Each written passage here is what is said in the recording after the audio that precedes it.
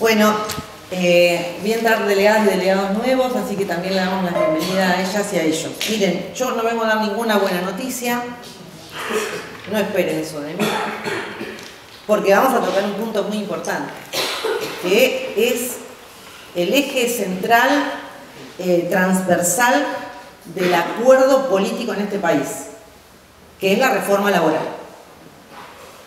Que no hay grieta frente a la reforma laboral explica que no haya un plan de lucha nacional, que la CGT se haya reunido con Milei para acordar ese pacto de tregua, que el DNU 70, que la ley bases, que los despidos masivos, que todo lo que está ocurriendo se deje pasar como si no pasara nada por la CGT, o que vayan viajen a Europa y se reúnan con el Papa, que esa sea la acción más importante que hicieron, para decir que están muy compungidos por lo que pasa en el país.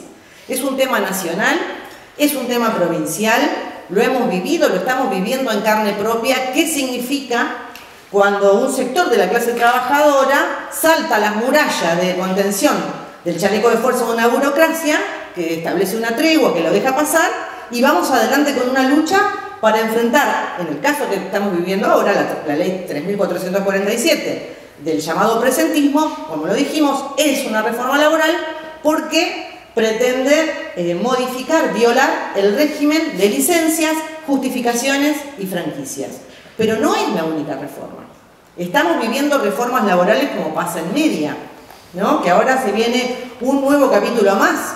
Ya con los segundos años lo vivimos este año. Será con los terceros el año próximo y con los próximos segundos.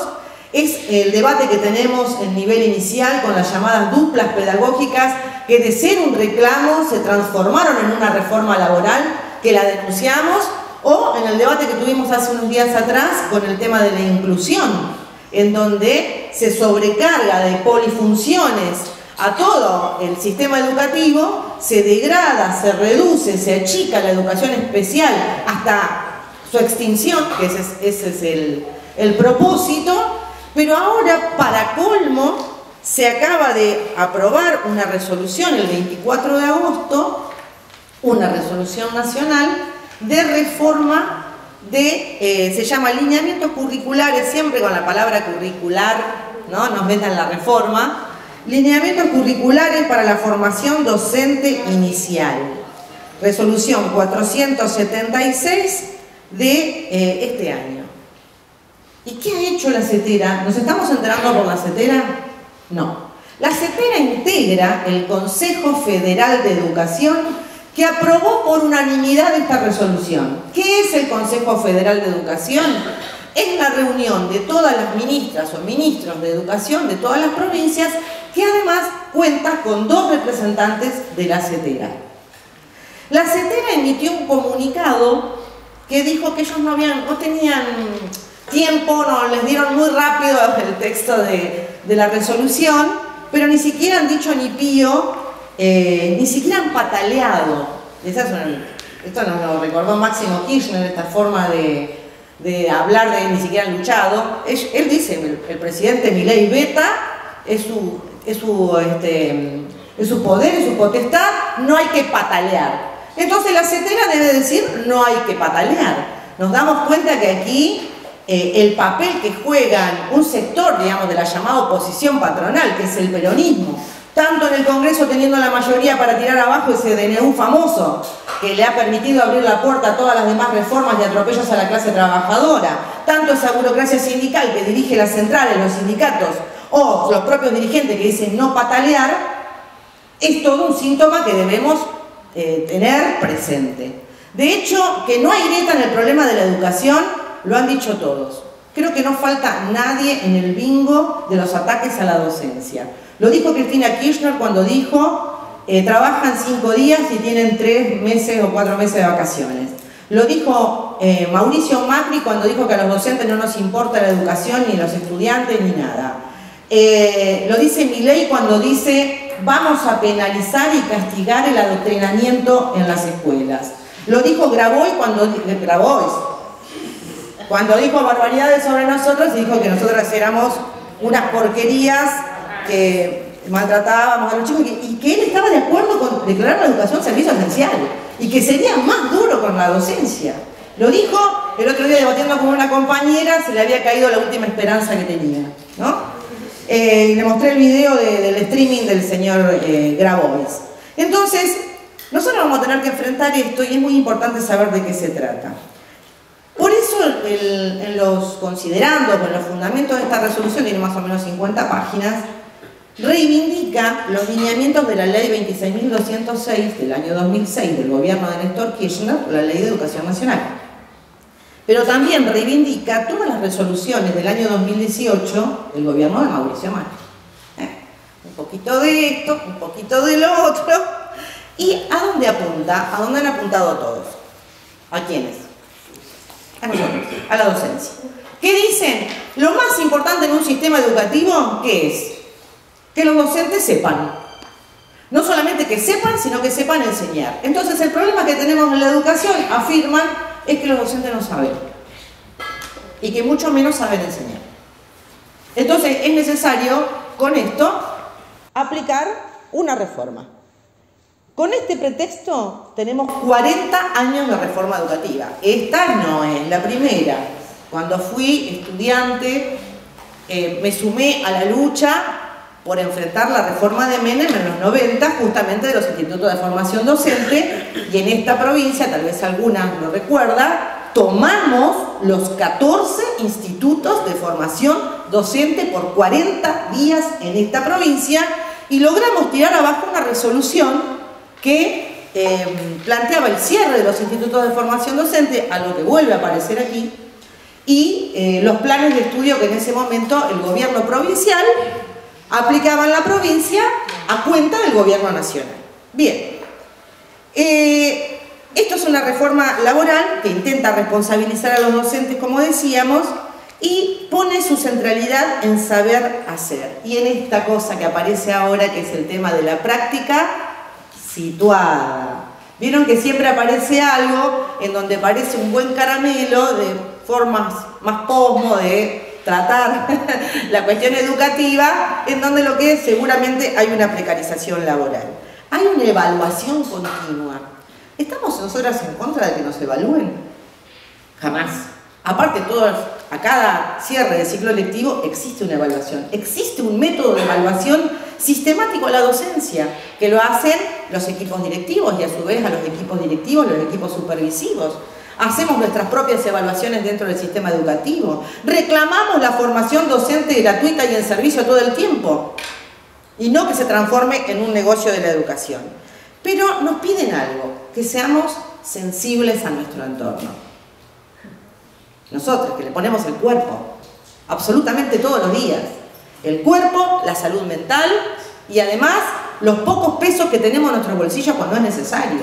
Ayer, el otro día recordaban las compañeras los bingos para esto, las rifas, todo lo que se hace para poder llevar adelante actividades en el ámbito escolar porque no están garantizados los presupuestos para las condiciones materiales de llevar adelante las tareas. Ahora, hay una preponderancia de las capacidades sobre los contenidos. Y ya casi ni se habla de contenidos ni de conceptos, sino de los saberes socialmente validados.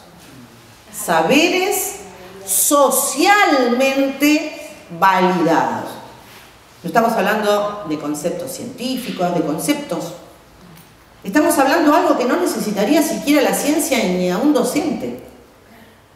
Esos son los famosos núcleos de aprendizaje prioritarios que aparecieron en un tiempo atrás y que ahora son completamente reforzados por esta resolución.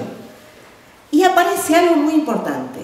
Las ciencias, ahí sí aparece la palabra ciencia, sagradas. Las ciencias sagradas. O sea, el concepto de la educación clerical oficialmente instituido nuevamente. Mire qué flaco favor le hicieron con la ESI cuando dejaron el artículo 5 en esa ley que lo criticamos tanto el gobierno kirchnerista, que planteaba en ese artículo que también había que respetarse el ideario de la comunidad educativa. Y ahí tenemos a las docentes siendo perseguidas por trabajar con una propuesta de la ESI laica, científica, integral, etcétera, etcétera. Bueno, aparecen las ciencias sagradas. Por supuesto, un capítulo muy especial a la educación especial, perdón, a la inclusión, no a la educación especial. Algo que, si bien estos son documentos que se tienen que concretar y trabajar en las provincias en el 2025, en Neuquén ya somos unas adelantadas. Porque todos los debates que hemos tenido, o pretendió el gobierno que tengamos, pero nosotros lo hemos transformado en lucha, en jornadas unificadas, en la respuesta de los equipos directivos y demás, ya está planteada en esta resolución.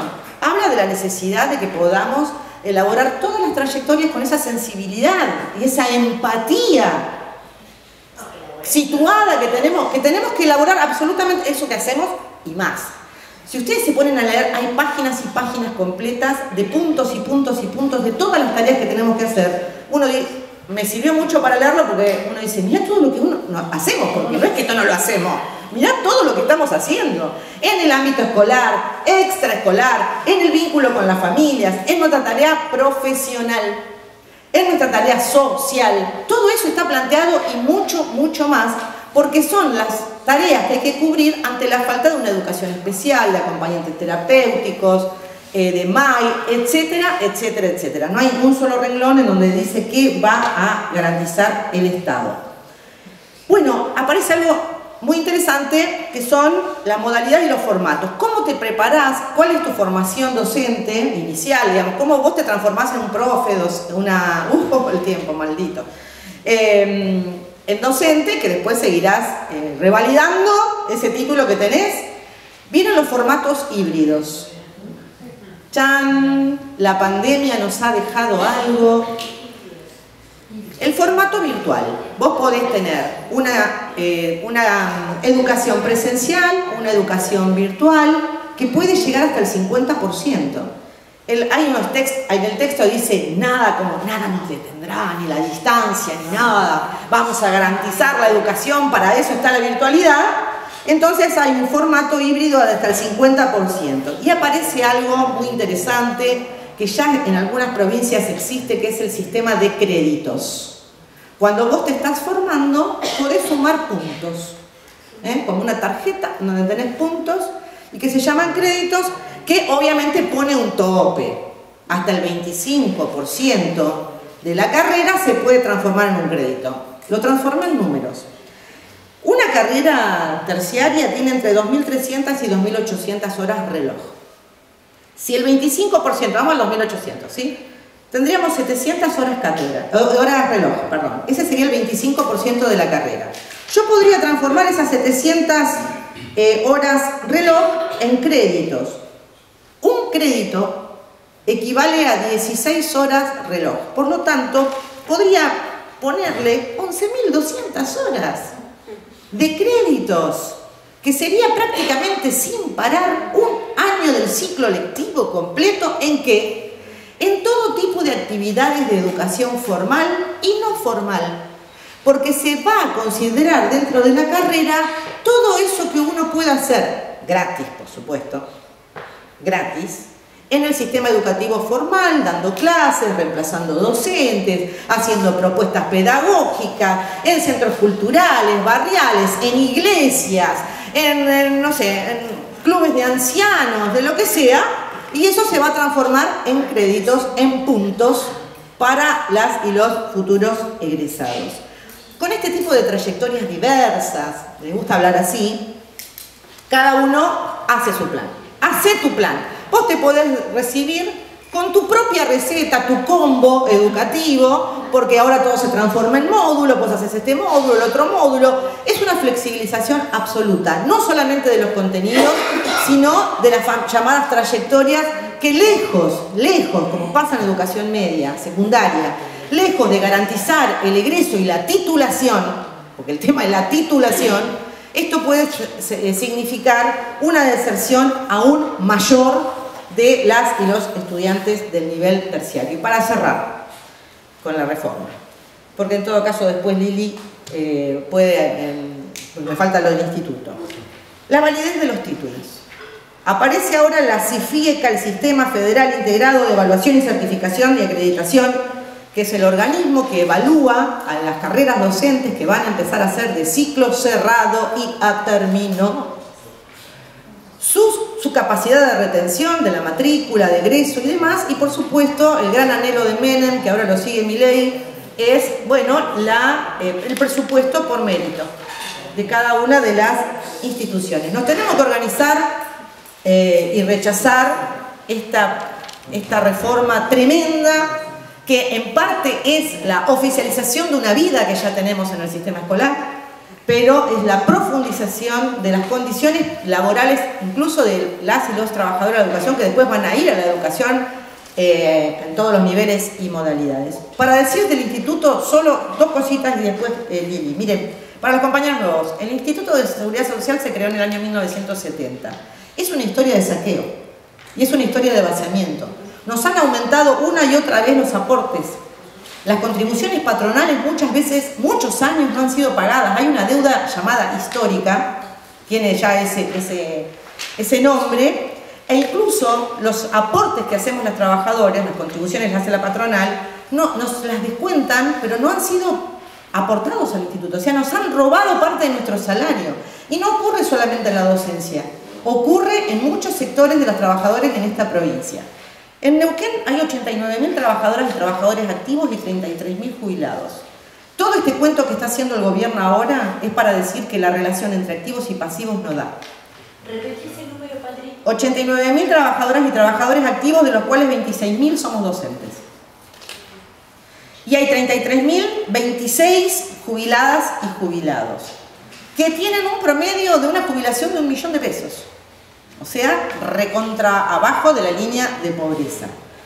El déficit del instituto tiene que ver con el desfalco, el robo, que se han quedado con nuestros aportes, con nuestras contribuciones, pero también que existe un creciente salario negro en la provincia por los contratos, la precarización laboral y demás, que no aportan al instituto. Segundo, por un salario devaluado absolutamente. Si el salario es chiquito y tiene cifras en negro, la suma del aporte y de la contribución patronal va a ser chiquita también como ese salario, y la deuda. Esto es un combo explosivo, y este año, el 29 de enero, por un decreto del gobernador Figueroa, no subieron de manera compulsiva nuestros aportes como trabajadoras y trabajadores. No vamos a dejar pasar el verso de que se tiene que aumentar la edad jubilatoria de 55 a 60 en la docencia y de 60 a 65 en el resto de los estatales. Existe ese proyecto, ya es un borrador que plantea que los trabajadores del Estado que tengan el 20% de la carrera hecha, o sea, el 20 años de la carrera laboral hecha, pueden entrar en el viejo sistema que hasta hoy tenemos. Esto no va a pasar mucho tiempo, compañeras y compañeros, pero el resto de los que tengan menos de 20 años de antigüedad van a pasar al nuevo régimen de previsional, que además no es que los que ya nos jubilamos zafamos, sino que también modifica la fórmula por la que se calcula el haber previsional. O sea, ya no sería el 80% móvil. No es un problema de jueces y fiscales simplemente y de sus jubilaciones de privilegio. Es que están utilizando el instituto, que nosotros reclamamos la apertura de sus libros y la auditoría, porque acá se están robando todo y quieren que la paguemos nosotros. Nada más, gracias.